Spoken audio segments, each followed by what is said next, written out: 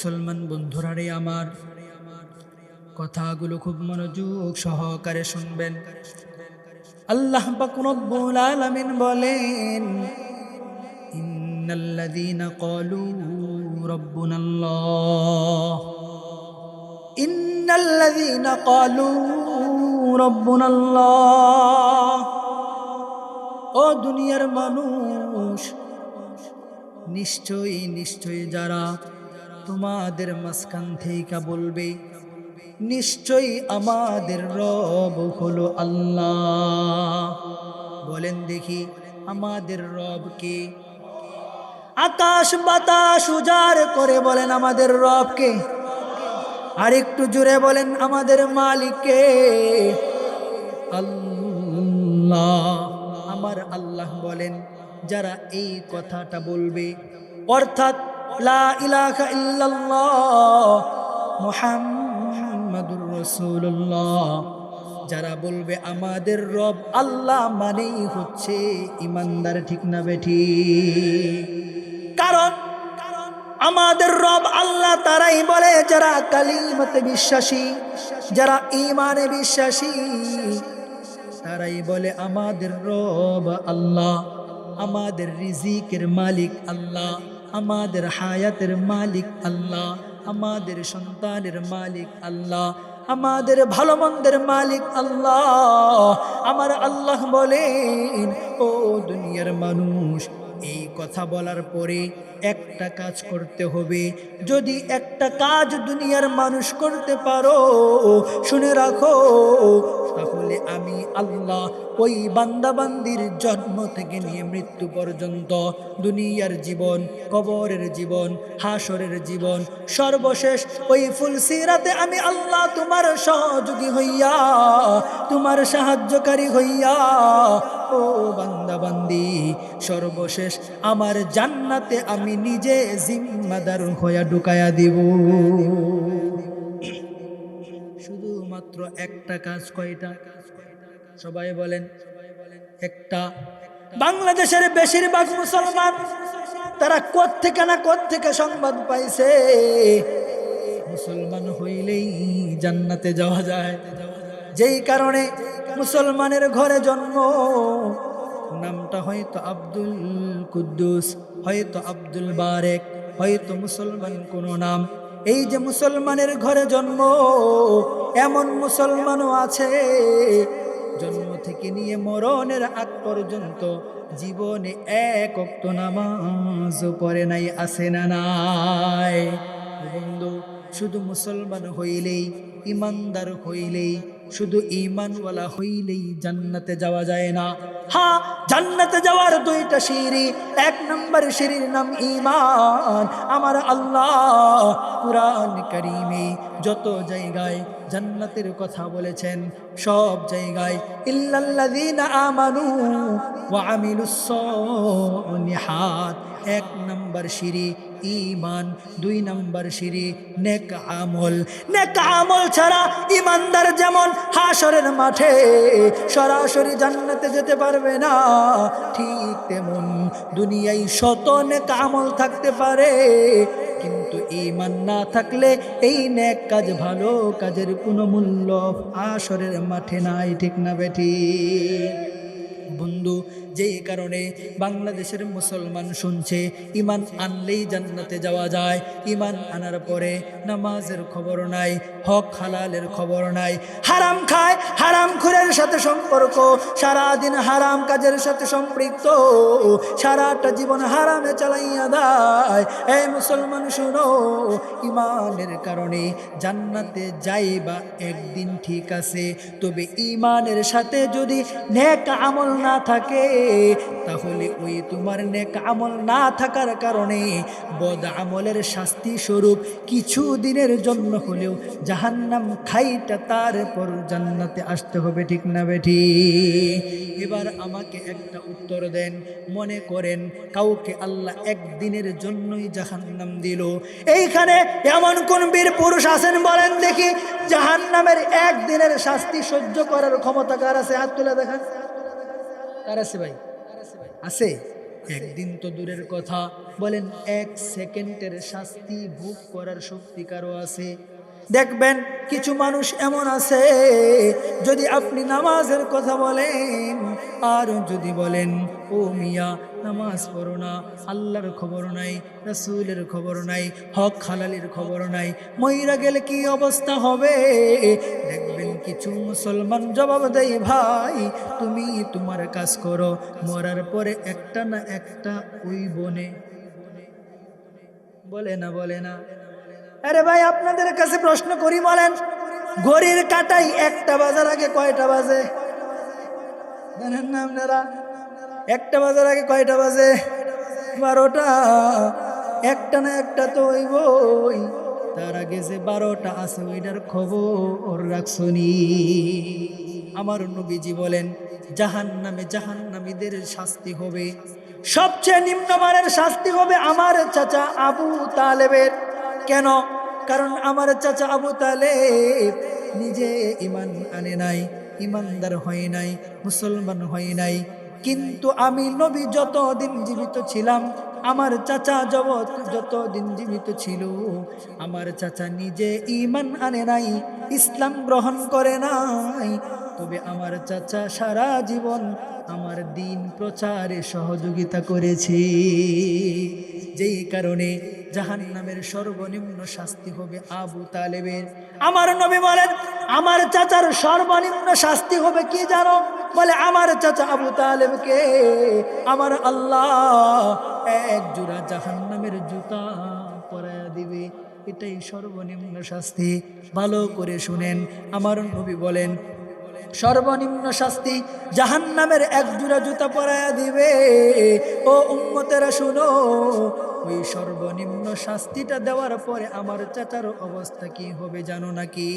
বলে ওই জাহান্নামের জুতা পরায়া দেওয়ার সঙ্গে সঙ্গে আমার চাচার মাথার মস্তকটা গইলা পায়খানার রাস্তা দিয়া বের হয়ে যাবে।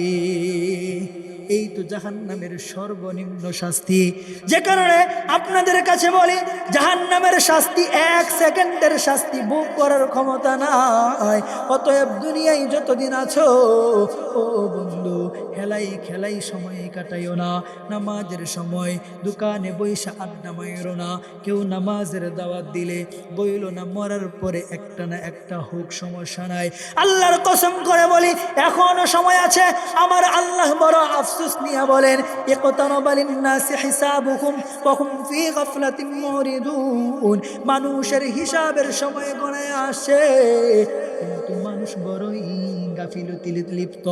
ও বন্ধু, গাফলতি থাইকা লাভ নাই। আমার আল্লাহ যেমন দুনিয়ায় পাঠাইছেন ঠিক তেমন আমার আল্লাহ জানায়া দেন নির্দিষ্ট সময় পর্যন্ত থাকবা, সময় শেষ, 1 সেকেন্ড থাকার শক্তি নাই। তোমার হায়াত শেষ, কবরেও তুমি একাই যাইবা, হাসরের মাঠে একাই উঠবা। তোমার চতুর্পাশে তোমার ভাই দাঁড়ানো থাকবে, চাচা দাঁড়ানো থাকবে, বন্ধু দাঁড়ায়া থাকবে, মা দাঁড়ায়া থাকবে, বোন দাঁড়ায়া থাকবে, কত প্রতিবেশী পাইবা, সবাই তাকায়া তাকায়া তোমার মুসিবত দেখবে। আমার আল্লাহ বলেন ওয়ালা তাজিরু ওয়াজিরাতুন বিজরা উখরা। সেই দিন একজনের গুনাহের ভার আরেকজন নিবে না। পরিচিত মানুষ তাও চিনবে না, আপন ভাই চিনবে না, বন্ধু চিনবে না, মা বাবাও চিনবে না। সেই দিন একমাত্র মানুষের সম্বল তার নিজের ভালো কাজগুলো, তার ঈমান আর আমল। ও বন্ধু, এই জন্য যারা বাবা আছো, সন্তানের মুখে খাবার তুলে দেওয়ার জন্য আল্লাহর নাফরমানি কইরো না, রবের হুকুম চাইরো না, আল্লাহ থেকে দূরে সইরো না। স্ত্রীকে ভালো শাড়ি দেওয়ার জন্য হারাম ভক্ষণ কইরো না, হারাম খাইও না, হারাম সম্পদ নিও না। আল্লাহর কসম হাসরের মাঠে তোমার স্ত্রীও তোমাকে চিনবে না, ভাই বন্ধু চিনবে না। সেদিন সবাই তোমাকে দেখবে কিন্তু পাশে এসে বলবে না ও মিয়া কি সমস্যা, ঠিক না? না বেটি? ও বন্ধু, এই জন্য আমার আল্লাহ বলেন, ইন্নাল্লাযীনা ক্বালু রাব্বুনাল্লাহ সুম্মা ইসতাকামু, ও ঈমানদাররা শুনো, যারা দুনিয়ায় ঈমান আনবে, ঈমান আনার পরে একটা কাজ করবে। আবারও ভালো করে বুঝেন, আমি শুধুমাত্র একটা কাজের বয়ান করব। আমার আল্লাহ বলেন একটা কাজ করবা, যদি ওই একটা কাজ করতে পারো তাহলে ও মিয়ারা শুনো, আমার আল্লাহ জানায়া দেয় তোমার দুনিয়ার জীবন থেকে নিয়ে জান্নাতে যাওয়ার আগ পর্যন্ত আমার আল্লাহ তোমার সমস্ত কাজে সাহায্য করবে। সেই একটা কাজ কি? মনোযোগ দিয়ে শুনবেন নি? সবাই বলেন শুনবেন, সবাই শুনবেন ইনশাআল্লাহ। সুম্মাস্তাকামু, আমার আল্লাহ বলেন ঈমান আনার পরে, ঈমান পাওয়ার পরে একটা মাত্র কাজ, সেটা হলো এই ঈমানের উপর অটল অবিচল থাকতে হবে। বন্ধু, কেন ঈমানের উপর অটল অবিচল থাকার নির্দেশ আল্লাহ দিলেন? কারণ ও বন্ধু, ঈমান এটা অনেক দামি জিনিস। দুনিয়ায় যেমন জুতা চোর আছে, বদনা চোর আছে, মসজিদের টিস্যু চোর আছে, লকার ভাইঙ্গা, দান বাক্স ভাইঙ্গা চুরি করার চুরি আছে, গরু চোর আছে, ছাগল চোর আছে, আবার বড় বড় কিছু চোর আছে। এরা রুটিও চুরি করে না, বদনাও চুরি করে না, এরা বাংলাদেশের বড় বড় অ্যামাউন্ট কলমের খোসাই চুরি কইরা বেগম পাড়া পাঠাই, ঠিক না বেঠি? ও বন্ধু, ঠিক তেমন বাংলাদেশ সহ গোটা পৃথিবীতে আগেও ছিল, বর্তমানেও আছে, কিয়ামত পর্যন্ত থাকবে। এ জমিনের ঈমানদারের ঈমান চুরি করার চুরও আছে না নাই? বর্তমান বাংলাদেশের বিভিন্ন পাহাড়ি অঞ্চলগুলোতে খ্রিস্টান মিশনারিরা তারা গরুর নাম দিয়া, ছাগলের নাম দিয়া, ও বন্ধু বাথরুম দেওয়ার নাম কইরা খ্রিস্টান মিশনারিরা, ও বন্ধু মুসলমানদের ঈমান চুরি করে আছে না নাই? ও বন্ধু, কয়েক বছর পূর্বে আমরা তো দাওয়াতি কাজ করি, এ জায়গায় হয়তো মুফতি মাহবুবুল্লাহ কাসিমি সাহেব আসেন, আমার উস্তাদ, আমার মুরব্বী, আমার রাহবার আল্লামা মামুনুল হক, আমার রাহবার, আমার নেতা। ও বন্ধু, মুফতি মাহবুবুল্লাহ কাসিমি হুজুর, অসংখ্য মানুষ তার হাতে ঈমান আনছে। আমি অদম, আমার হাতেও এই পর্যন্ত 5 জন হিন্দু মুসলমান হয়েছে। আমরা দাওয়াতি কাজ করি, খোঁজ খবর আমাদের কাছে আছে। আপনাদের এই অঞ্চলের আশেপাশেও খ্রিস্টান মিশনারিদের কার্যক্রম আছে না নাই? কয়েক বছর পূর্বে জামালপুরে ধরছিলাম এক ছোট্ট বাচ্চা, নাম তার ইয়াসিন আরাফাত আকাশ। এই ছোট্ট বাচ্চাটার বাবা নাই, এই ছোট্ট বাচ্চাটা মুসলমান বাচ্চা, স্কুলে পড়ে, খরচ দিতে পারে না। হঠাৎ খ্রিস্টান মিশনারির একজন তার সাথে পরিচয় হয়েছে, জিজ্ঞেস করে বাবা নাম কি? নাম হলো আকাশ। বাড়ি কোথায়? বাড়ির কথা বলে। বাবা মা আসেনি? বলে মা আছে, বাবা নাই। এবার দরদি সাহেজা বলে, ও বাবা তুমি এতিম, শুই না খুব কষ্ট লাগলো, এক কাজ করো, তোমার আম্মার সাথে পরিচয় করায়া দিও, তোমার পড়ালেখার খরচ নিয়ে টেনশন করতে হবে না, তোমার পড়ালেখার খরচ আমরা দিব। বিধবা নারী খুশি হইয়া এবার সেই পড়ালেখার খরচ গ্রহণ করছে। এইভাবে আস্তে আস্তে এই আকাশ নামক ছেলেটারে কিছুদিন যাইতে যাইতে খরচ দেয়, পড়াশোনার খরচ দেয়, স্কুলের বেতন দেয়। কয়েকদিন পরে একটা বাথরুম করে দিছে। এর কয়েকদিন পরে বলে বাড়িটা তো ভাঙে গেছে, আচ্ছা যাও তোমাদের একটা বাড়িও করে দিব। বিধবা নারী খুব খুশি হয়েছে। কেন খুশি হয়েছে? কারণ আমাদের দেশের মুসলমান কপাল পুরা কিছু আছে। আল্লাহ কোটি কোটি টাকার সম্পদ দিয়েছে, লাখ লাখ টাকার সম্পদ দিয়েছে। কপাল পুরা মুসলমান, সাবধান হও। লক্ষ টাকার মালিক, কোটি টাকার মালিক তোমার বাবার সিনাজুরি না, আমার রব দিয়েছে। আল্লাহর কসম, আল্লাহর পক্ষ থেকে এত সম্পদ পাইয়া তোমার পাশের মুসলমানরা কষ্ট করে, খোঁজ খবর নেও না। মুসলমানের ঘরে খাবার নাই, খোঁজ খবর নেও না। মুসলমানের এতিম সন্তান পড়তে পারে না, খোঁজ খবর নেও না। মাদ্রাসার কোরআন পড়নেওয়ালা ছাত্রদের খাবার নাই, খোঁজ খবর নেও না।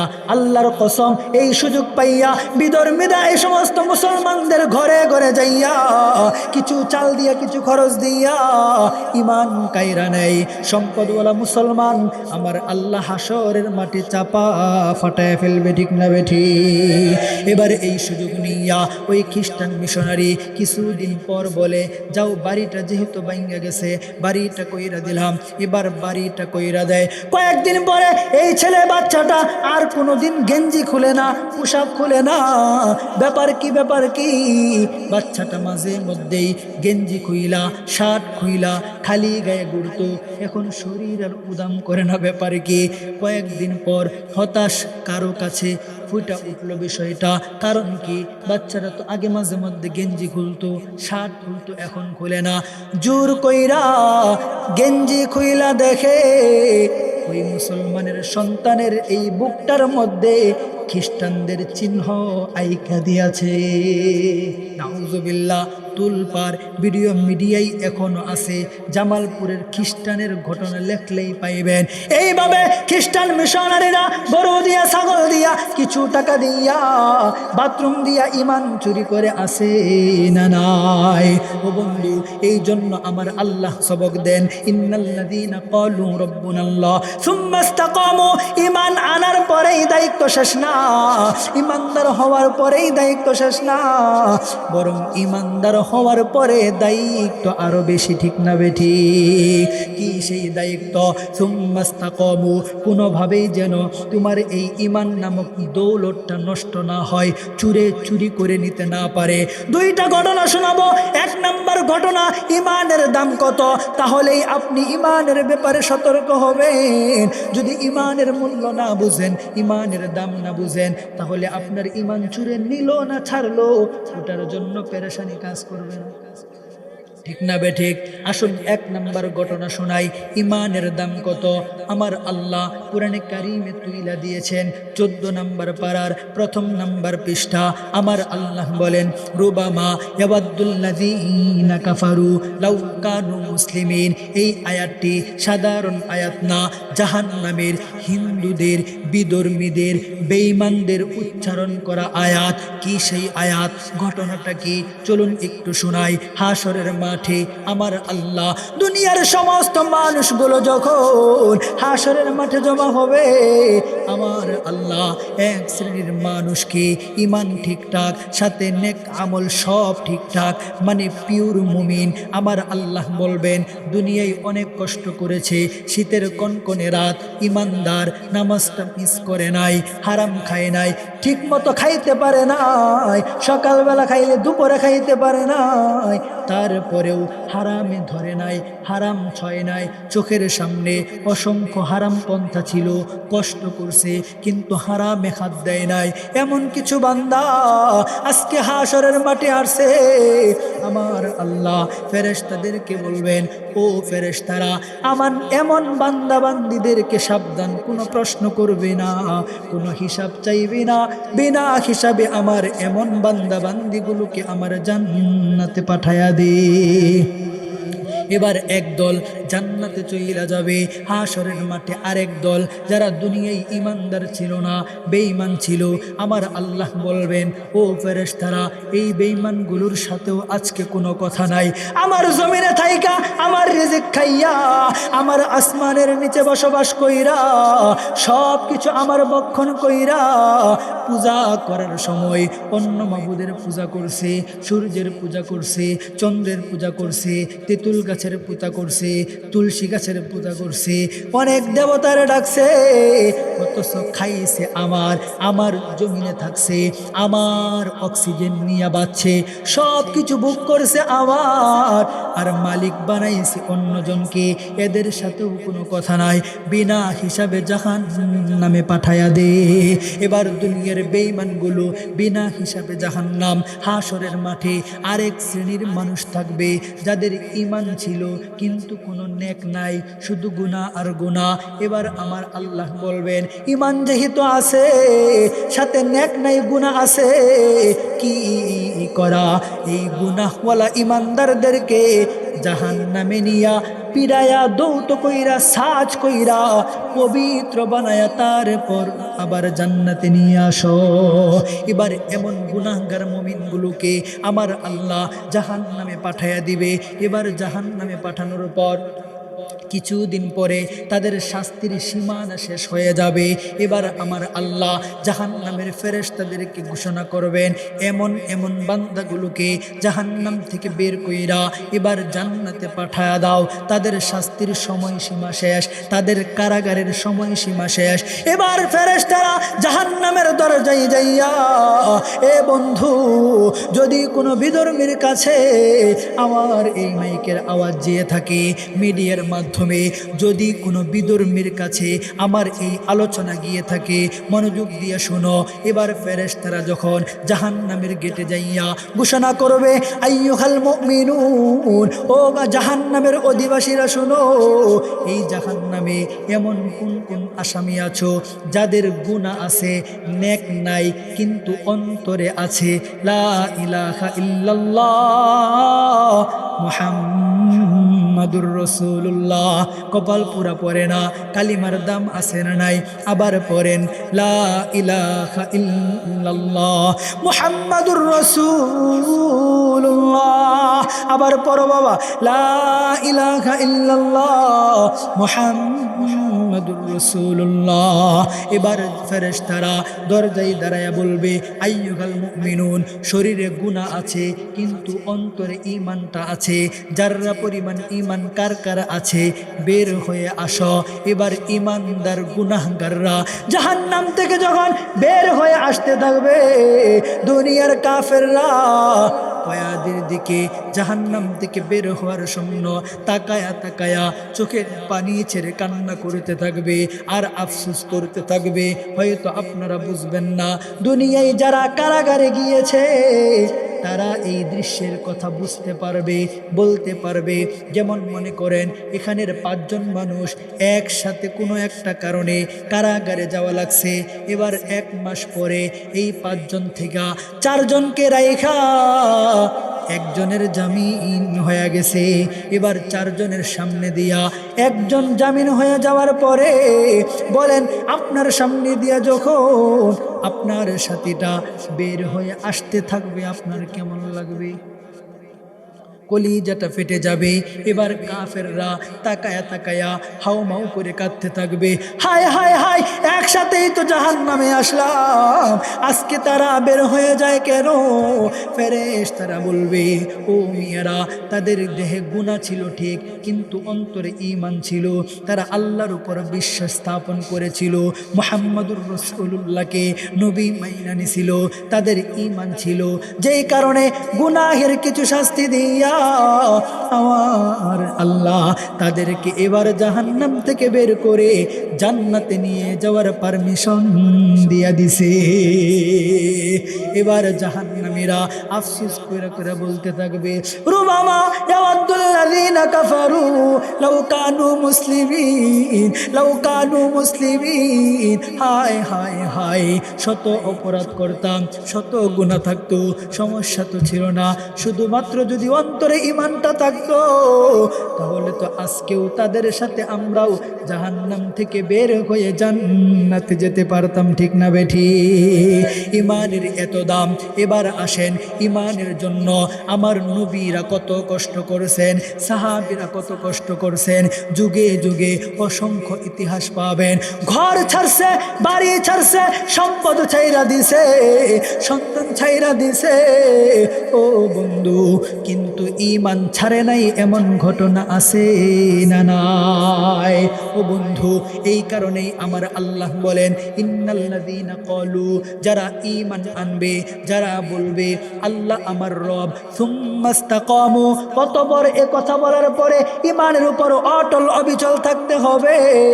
যদি ঈমানের উপর অটল অবিচল থাকতে পারো, তোমার কঠিন থেকে কঠিন মুহূর্তেও তোমাকে সহযোগিতা করবে কে? আদর্শ। আরেকটু সামনের দিকে যায়, আলোচনা শেষের দিকে নিয়ে যাব। আল্লাহর নবীজির অসংখ্য সাহাবীরা ইমানের উপর অটল ছিল, অবিচল ছিল, রক্ত দিয়েছে, জীবন দিয়েছে, ঘর ছেড়েছে, বাড়ি ছেড়েছে, স্ত্রী ছেড়েছে, সম্পদ ছেড়েছে, মাগার ঈমান ছাড়ে নাই। ঠিক না বেঠি? ঠিক তেমন আল্লাহর নবীর একজন সাহাবী, নাম তার আব্দুল্লাহ ইবনে হুযাফা। এই আব্দুল্লাহ ইবনে হুযাফার হৃদয় বিদারক ঘটনাটা আপনাদেরকে শোনায়া আমার আলোচনার ইতিটাই না, আজকের মতো বিদায় নিতে চায়।